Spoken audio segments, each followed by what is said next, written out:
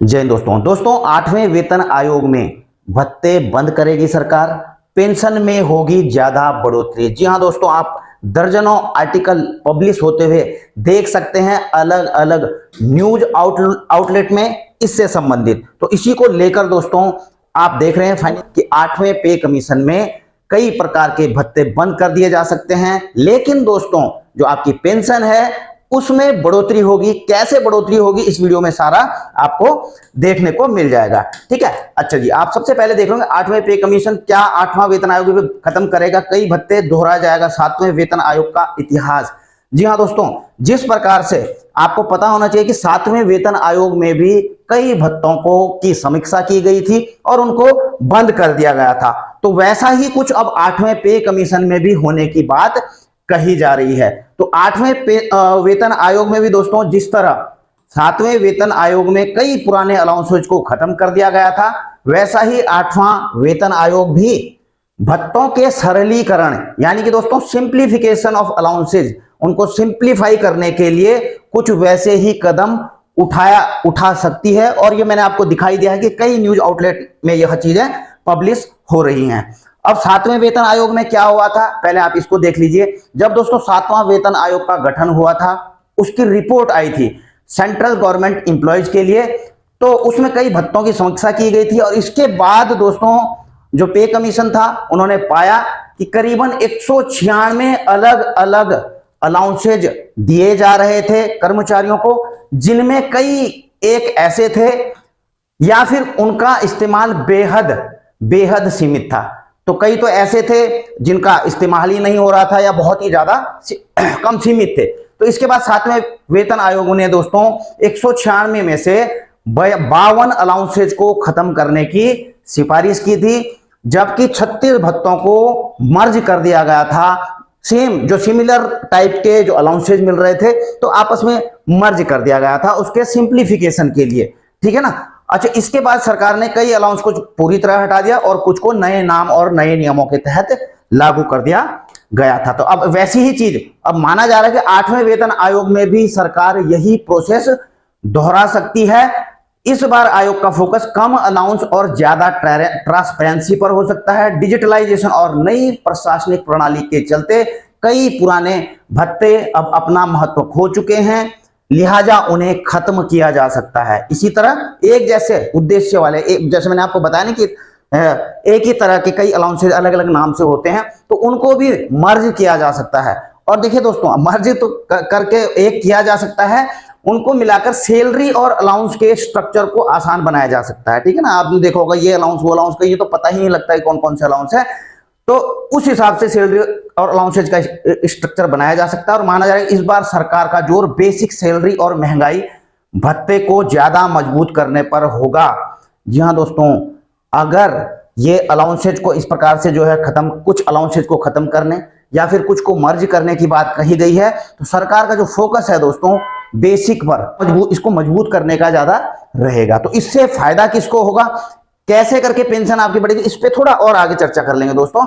अच्छा, पहले यह चर्चा कर लेते हैं कि कौन कौन से ऐसे अलाउंसेज हैं जिनको बंद किया जा सकता है या फिर उनको किसी दूसरे अलाउंसेज का जो सिमिलर अलाउंसेज हैं उनके साथ मर्ज किया जा सकता है। ठीक है ना। हालांकि इसकी अभी तक कोई आधिकारिक जानकारी नहीं है, लेकिन कई न्यूज आउटलेट में यह खबर आ रही थी, इसलिए दोस्तों मैं आपको लेकर के आया हूं। ठीक है ना। अच्छा, यह अनुमान लगाया जा रहा है कि ट्रेवल अलाउंस, जैसे ट्रेवल अलाउंस है, स्पेशल ड्यूटी अलाउंसेज हैं, छोटे स्तर के रीजनल अलाउंसेज हैं, विभागीय कई अलाउंसेज होते हैं दोस्तों, कई जो पुराने समय से चले आ रहे हैं इस प्रकार के, इनको खत्म किया जा सकता है। तो सरकार का उद्देश्य जो है सैलरी स्ट्रक्चर को तार्किक और आसान बनाना है। अब देखिए दोस्तों, ये तो है सारे जो भत्ते हैं। देखिए, अगर आर्मी के अंदर भी देखा जाए, आर्म फोर्सेज में एक एमएसपी होता है दोस्तों। हालांकि दोस्तों मैंने क्योंकि इसके ऊपर कोर्ट भी गई है सेना की, इक्वल एमएसपी होनी चाहिए जवान से लेकर अधिकारी तक। तो दोस्तों हो सकता है इस पर भी कुछ ना कुछ हो सकता है, इसका नाम बदली करे या कुछ करे, लेकिन कुछ ना कुछ करके सरकार, मुझे लगता है कि उसे बराबर करेगी। कैसे भी करे, 8वें वेतन आयोग में कुछ ना कुछ इसके ऊपर देखने को मिल सकता है। हालांकि कोर्ट से ज्यादा राहत नहीं मिली है जो वहां पर गए हैं, लेकिन फिर भी दोस्तों यहां पर 8वां वेतन आयोग इसको सुधार सकता है कुछ ना कुछ। ठीक है। अच्छा, मैंने इस पर सेपरेट वीडियो भी बनाया। अच्छा, अब अगर ये चीजें होती हैं दोस्तों, तो इसका कर्मचारियों और पेंशन भोगियों पर क्या असर पड़ेगा? अलाउंस की संख्या कम होने का मतलब पहले आपको समझ जाना चाहिए दोस्तों। आप बोलोगे यार अलाउंस कम कर दी है, तो इसका मतलब यह नहीं है कि उनकी जो कर्मचारी हैं उनकी आमदनी घटा दी जाएगी, बिल्कुल नहीं। आमतौर पर सरकार ऐसा संतुलन बनाती है कि जिन अलाउंसेज को हटाया जाता है उनकी जगह बेसिक सैलरी या डीए में बढ़ोतरी की जाती है। अब देखिए दोस्तों, ये है फंडा पेंशनर्स के लिए सबसे बढ़िया।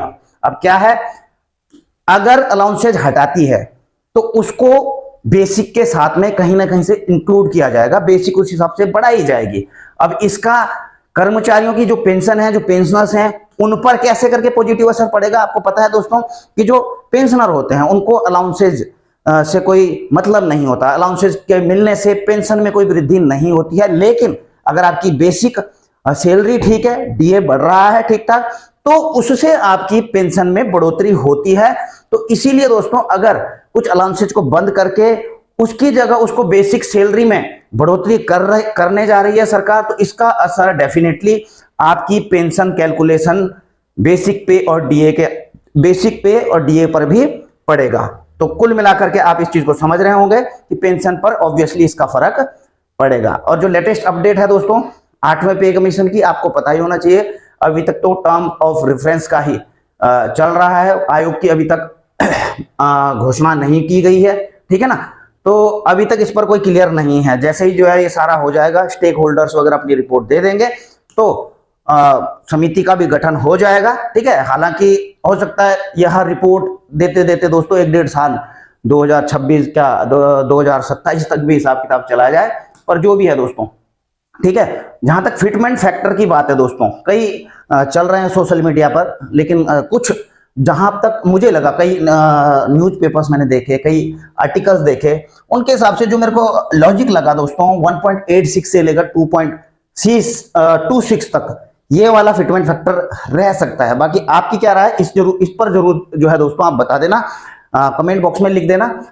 और एक लेटेस्ट अपडेट यह है दोस्तों कि जैसा कि आपको पता है कि समिति के गठन में देरी हो रही है, तो इसी को लेकर के 28 अगस्त को आप देखो all India railway and federation इन्होंने मीटिंग करी थी दोस्तों 28 अगस्त को, और इन्होंने जो है कुछ डिसाइड किए हैं दोस्तों कि जो डिले हो रहा है इसके लिए I was further decided the shared meeting that 19 सितंबर को मार्टियस डे के दिन एजिटेशनल प्रोग्राम रखे गए हैं on the issue of early formation of 8th CPC कि 8वें पे कमीशन को का फॉर्मेशन जल्दी से जल्दी कर दिया जाए, and deciding the term of reference of the same, terms of reference को भी जो है उन पर डिसाइड कर लिया जाए, जो उनके पास मिले हैं, ठीक है ना, उसको डिले मत किया जाए। Will be conducted at the branch level across the length of breadth of the Indian railway. तो इंडियन रेलवे का है दोस्तों, तो 19 तारीख को एजुटेशनल इनकी तरफ से प्रोग्राम है ब्रांच लेवल पर, ठीक है। तो ये बेसिक अपडेट है 8वें पे कमीशन को लेकर के। आपकी कोई राय हो तो कमेंट बॉक्स में जाकर के लिख सकते हैं। वीडियो होती है यहीं पर समाप्त, जल्द मिलेंगे नई वीडियो में नई जानकारी के साथ। जय हिंद, वंदे।